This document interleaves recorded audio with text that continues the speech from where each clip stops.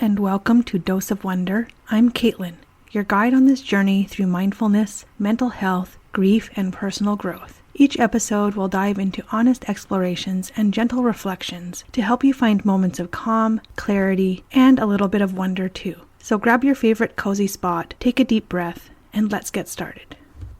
You know, for the longest time, when people talked about health, they meant the physical stuff. Diet, exercise, the number on the scale. But lately, in the last couple decades, something's shifted. We started to realize that emotional well-being is just as important, maybe even more. And that's huge, because for so long, talking about mental health carried stigma or shame. But now it's front and center. Mental health isn't just a nice add-on. It's the foundation that everything else rests on. And thankfully, we're not just talking about it. We're actually learning simple, doable ways to improve it. Things that don't require you to buy anything, join anything, or completely overhaul your life. Just small shifts that can make a real difference. Today, I want to walk you through 8 simple things you can do to improve your mental health. These come from a Psych2Go video. They make short, accessible content about psychology and mental health on YouTube. But I've added my own reflections and some of the science behind each tip. So let's dive in. Number 1, adopt an upright posture. This one sounds almost too simple, but it's incredibly effective. Sit up straight, shoulders back, head up.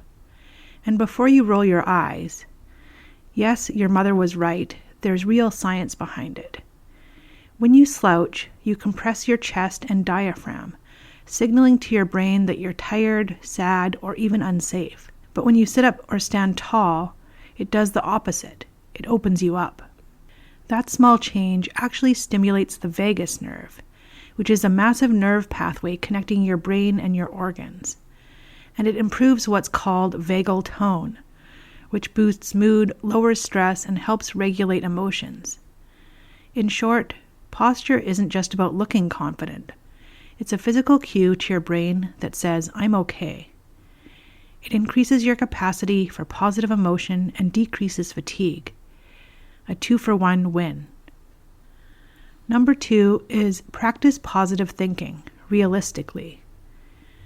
Now, I know this phrase, think positive, can make a lot of us cringe. I know it does me.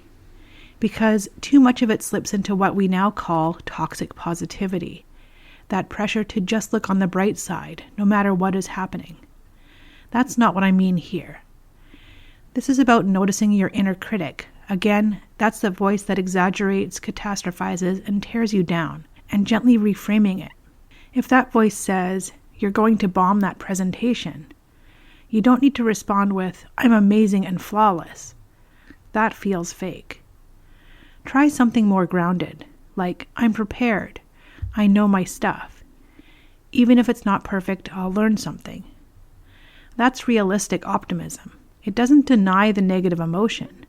It acknowledges it and then chooses a more empowering perspective. And over time, that reframing literally rewires your brain. It builds emotional resilience, helping you recover faster when things go sideways. Number 3 is take a walk in nature. Okay, this one might be my personal favorite. Getting outside is one of the most powerful mood boosters we have. And it's free. Fresh air, sunlight, movement, they all have measurable impacts on mental health. There's a concept called biophilia, which is our innate human pull towards nature. We're wired to need it. And studies show that even a brief time outdoors, like 20 minutes walking among trees or water, lowers cortisol, improves focus, and increases self-esteem. During the pandemic, nature was a literal lifesaver for me. Getting outside, even for 10 minutes, reset my mind and energy. Nature gives us what researchers call soft fascination, gentle sensory engagement that restores attention instead of draining it. It's like a mental power nap, except you get birdsong and sunlight instead of caffeine. Number 4 is hug someone, or a pet, or even a weighted blanket if you're solo right now. Physical touch releases oxytocin, which is the bonding hormone. It's the body's built-in anti-anxiety chemical, lowering stress and blood pressure while increasing feelings of connection.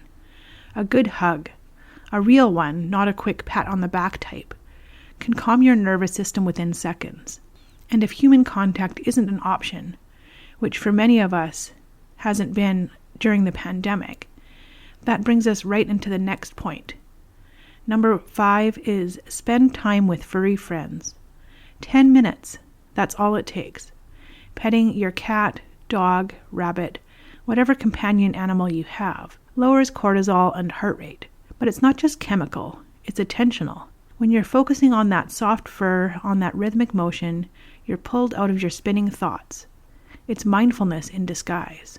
So even if life feels chaotic, those few quiet moments with your pet are actually a powerful form of stress relief. Number 6 is exercise. But make it doable. You've heard this one 1,000 times. Exercise boosts endorphins, sure. But the deeper reason it's so good for mental health is that it helps regulate your stress response system. When you move, even just a brisk walk 3 times a week, your body practices the full cycle of activation and recovery. You get stressed, your heart rate rises, and then you return to calm. Over time, this retrains your nervous system to bounce back faster from stress. So no, you don't need to run a marathon. You just need consistent movement. Think of it as maintenance for your emotional resilience, not punishment for your body. Number 7 is get enough sleep. Sleep is non-negotiable. It's not just rest, it's emotional housekeeping.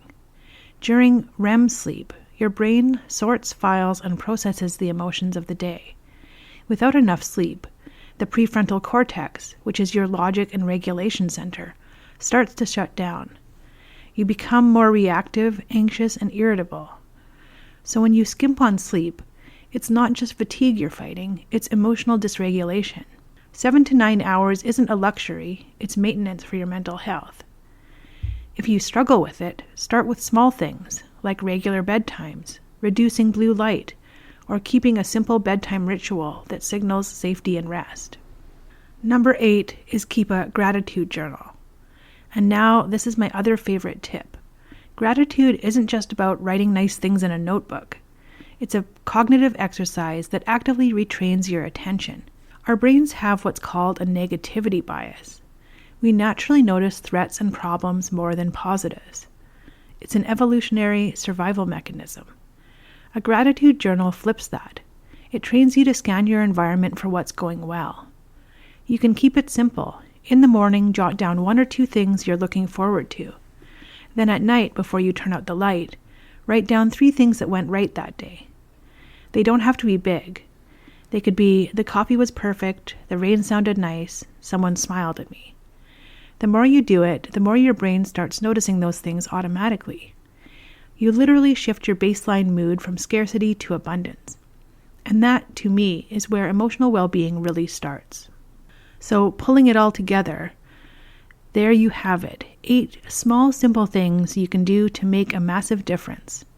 Sit up straight, catch your negative thoughts, get outside, hug someone or some pet, move your body, sleep well, and write down the good. They can sound simple, but together they cover the full spectrum of mind-body care: physical, sensory, cognitive. It's like building a toolkit for your mental health, one that doesn't require perfection, just consistency. So maybe the real question is, when it comes to improving your emotional well-being, where do you start? Do you begin with the body, posture, sleep, movement, or with the mind, reframing, gratitude, and awareness? There's no wrong answer. Both are entry points to the same place: balance.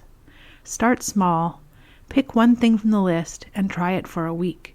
See how you feel. Because when it comes to mental health, little shifts create big ripples. And that's it for this week's podcast. Next week, I'll be getting into my second to last episode on grief, with 6 ways you may experience grief. Thanks for listening, and don't forget to live with a dose of wonder. In the stillness, we begin, with stories stitched in softer skin. A spark, a sigh, a breath, a bend.